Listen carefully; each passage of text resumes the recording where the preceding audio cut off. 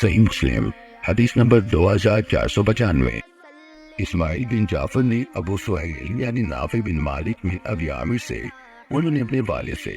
انہوں نے حضرت ابو ہریرہ رضی اللہ تعالیٰ عنہ سے روایت کی کہ رسول اللہ صلی اللہ علیہ وسلم نے فرمایا،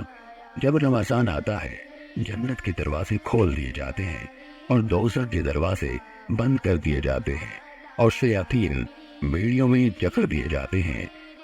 یحییٰ بن یحییٰ نے کہا، میں نے مالک کے سامنے قرات کی، انہوں نے نافع سے،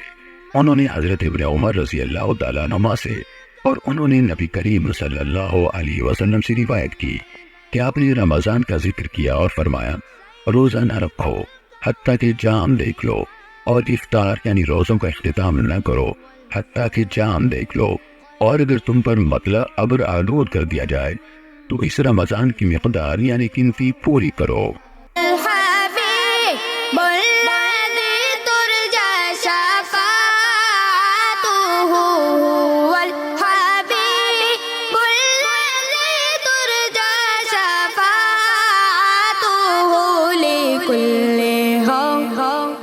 من الأهوال مقطع من